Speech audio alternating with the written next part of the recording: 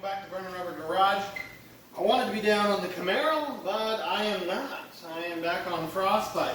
This is a 3-car garage. It's really a pretty good sized garage, but I come out here and all I smell is fuel. So I'll show you in a minute. I've wiped it off. It hasn't been very long. The fuel pump's done. It's officially done. So as far as it getting fuel to the carburetor, we're fine. As far as it leaking out a lot of fuel the rest of the time, yeah, it's done that too. So I'm not sure if there's a diaphragm in there that's worn out, and there's a weep hole and we're coming out, but it's coming out on the top. It happens. So we will be working on that, replacing that today. I snagged this from AutoZone. It's a Delphi unit. It's 20 bucks. You just got to be careful on this because there are, I'll bring this over closer to you guys. There are 2 and 3 lines when you're working on a small block, and I hope this is in shot.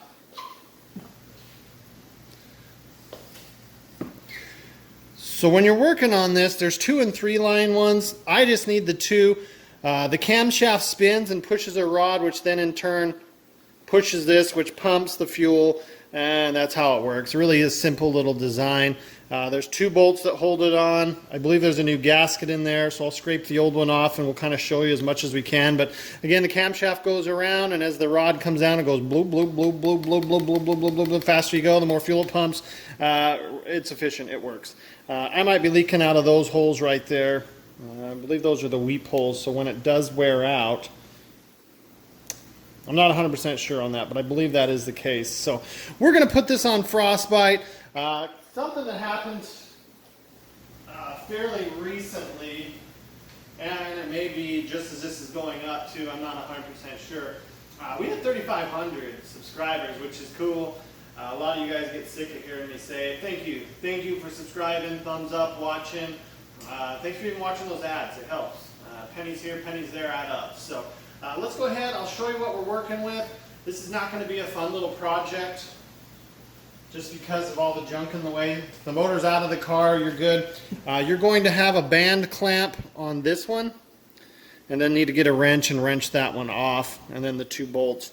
I will show you how to trick to keep the rod from falling out too. So let's get started. So as you can see here, this should be dry. It's been wiped many times. We are wet all over the back there, which is kind of where those weep holes, and then it's leaking down all there, which I'm going to need some black rattle can and repaint some of this. This is from the coolant. I don't know what was on this, but it looked like that, and it's kind of eating away at that. So we're going to need to do something to save that, and then down below as well. But yeah, we're just like this, and then the whole garage is stinking. So by morning, let me see if I can get you down in there with that light. You can see it's just puddling up there and running off. So the other thing I think we're going to replace is that. Somebody messaged me and said, hey man, be careful, those glass fuel filters can crack and burn your car to the ground. As you can see right now, there's really no fuel in there. It's all run out down there. So hopefully when we do this, it's not going to be too crazy. Trying to see if we can get you to see past that hose. Back in there, there is a bolt. And I'll try and point to that bolt because it's not going to be easy. So back around the corner of that right there is a bolt. We need to take that out, take this bolt out, and put in there. Would be a lot easier. Probably going to have to use no gloves. What happens is that's a short bolt. It plugs the hole, does a great job. This bolt right here that actually holds the pump on will go in there and hold the rod in place. You could also use a screwdriver, have somebody hold that. You just don't want the rod to fall out. If you do, it's not the end of the world. It's definitely something you can fix. So I plan to take this bolt right here off, that bolt right there off. I wish I could get that light to show for you down in there. There we go.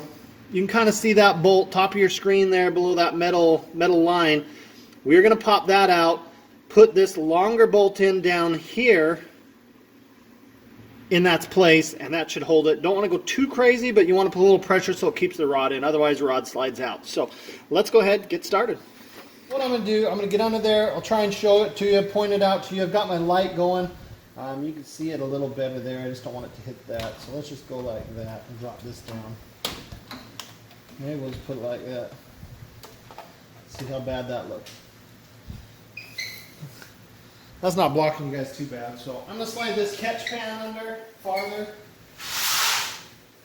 and see if I can get under here and snag this. What we're looking to get off is this bolt right here. As you can see, it kind of goes right into where that rod would line up. I can do a little thinking on the feet here. Only have to use the open inside. Oh, that is on there good though. I guess that's a plus. Oh, shoot.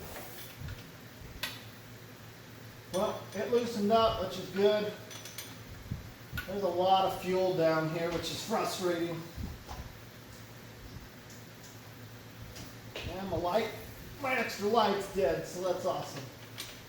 But it stinks very, very bad of fuel under here. So you can see here, I've got the bolt out. This is the one out of the front of the block. It's a lot shorter than that one. This will actually go in, not all the way, you'll be hanging out, but it will go in and touch that rod and keep the rod from falling out. So take this one out of the front of the block. You'll see it. Let me grab that pump.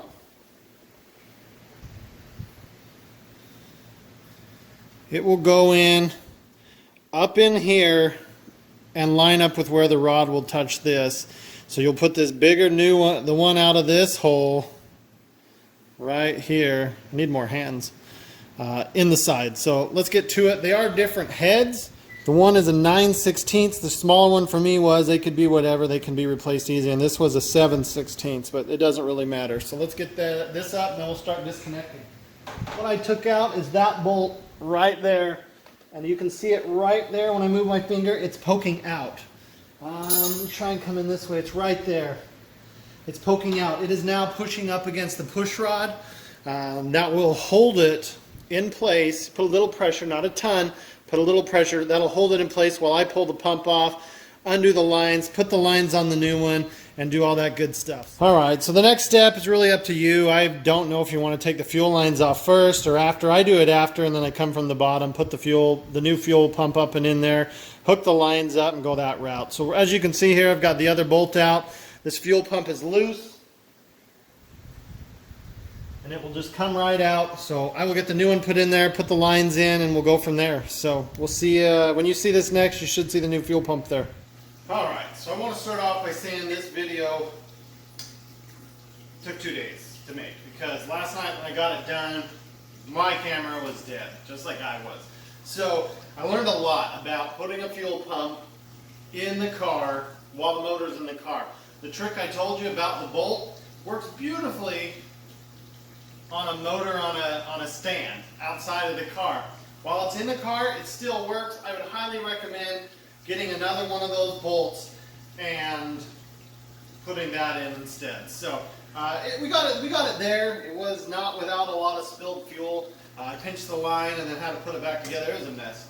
But I didn't lose all my fuel, so that's good. Plus that was pretty low anyways, another plus. Besides that, there's also if you can get cylinder number 1 to top dead center, the rod will be as far in as it can go, which makes it easier. Mine, of course, did not stop when I turned it off and top dead center, meaning I had to push the pump in and fight against it. Not a problem. Was it easy? Not as easy as if it was top dead center and the rod was all the way in. Mine was almost all the way out. It's done though. So what I did when I did the bolt in the front, I went ahead, tightened the one side in, not all the way, but enough to where it would hold the pump in position. And then you have the actuator rod from where it goes like that, and it held it in place. So then I was able to pull out the front bolt, put it in the side, which was also a pain. And these little gaskets,